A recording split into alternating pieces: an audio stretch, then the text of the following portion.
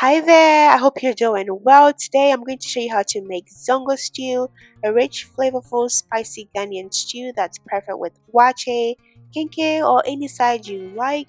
Now, it's nothing close to Amelia's, but trust me, it's packed with flavor and definitely worth trying. So join me and let's get started.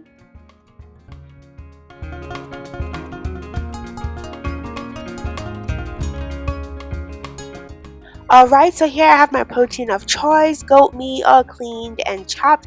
You can really use any protein you like, but traditionally Zongo stew is made with goat meat, beef, or sometimes cow foot or skin. Some people use fish depending on what they have, but the main thing is it's always full of flavor and really satisfying. And for the ingredients, I'll be using fresh ginger, garlic, habanero peppers, red bell pepper, onions, scallions, bay leaves, rosemary, and green bell pepper.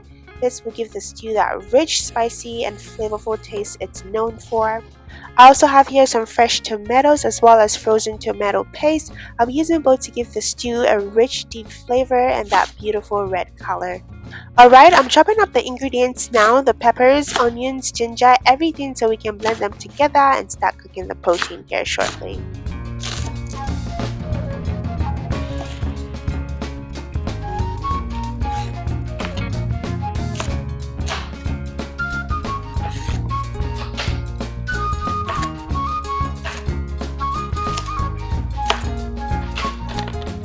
So by steaming the protein in the mix of onions, garlic, ginger, bay leaves, rosemary, scallions, and green pepper, we're really building layers of flavor right from the start. Each ingredient adds its own aroma and depth, soaking into the meat as it cooks.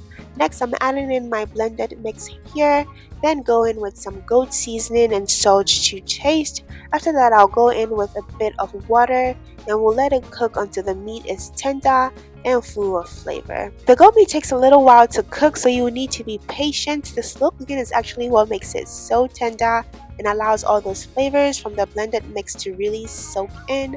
Trust me, the wait is totally worth it.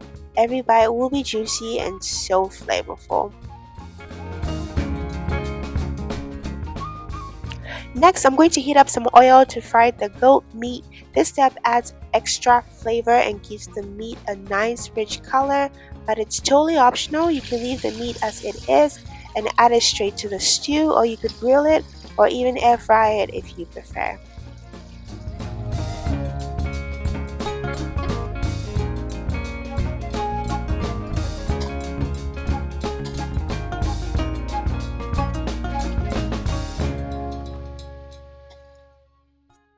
And we don't want to brown the meat too much, just a light fry.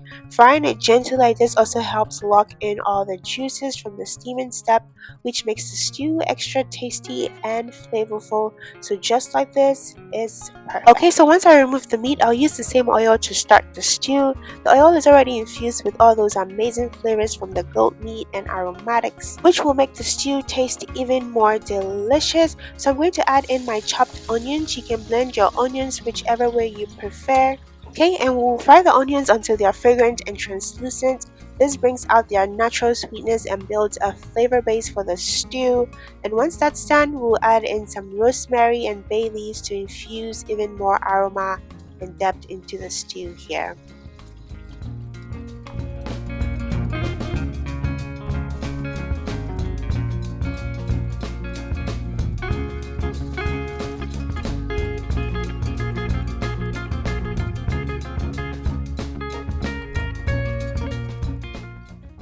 Alright, once the onions are caramelized, I'll go ahead and add in the tomato paste.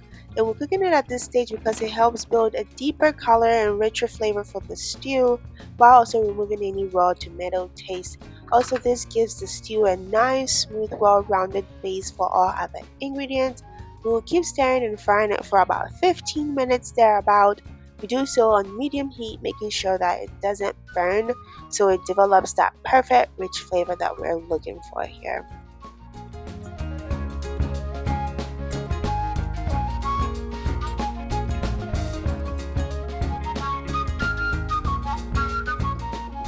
Alright, while the sauce comes together beautifully, I'll be blending my peppers along with garlic with my fresh tomatoes here, along with the red bell pepper. I'll then add this mixture to the tomato paste and stir it to combine. Then we'll cook it for about 30 minutes thereabout to reduce the water content there. Thicken the sauce and then allow the flavors to meld properly.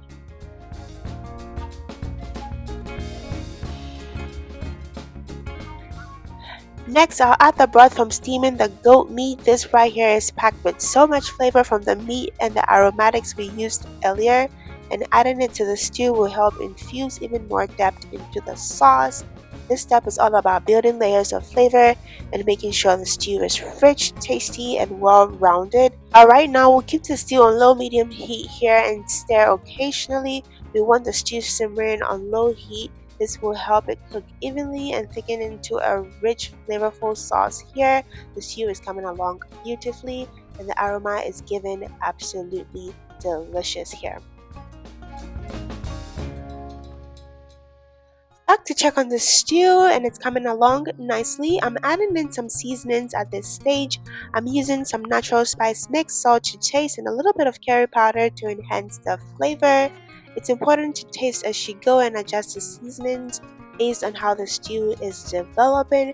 This helps ensure that the final dish is balanced, flavorful, and well seasoned, so every bite has that rich, authentic Zongo stew taste, you know? Next, I'll add in the goat meat back into the stew. This step allows for the meat to exchange its flavors with the sauce, soaking up all that spices, tomato base, and aromatics we have built so far.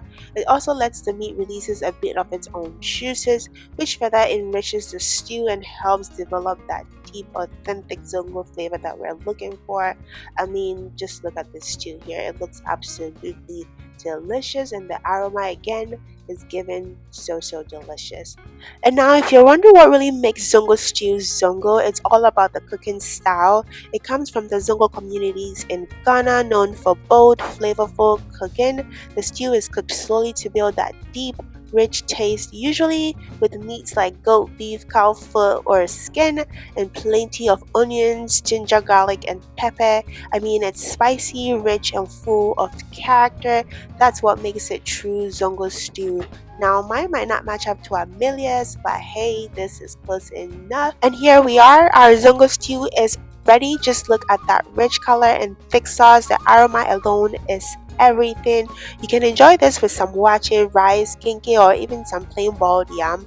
It goes with almost everything. So thank you so much for watching, and if you enjoyed this, please don't forget to like, subscribe, and give this video a hype so it gets to a lot more people. And let me know in the comments how yours turned out, and until next time, stay safe and blessed always.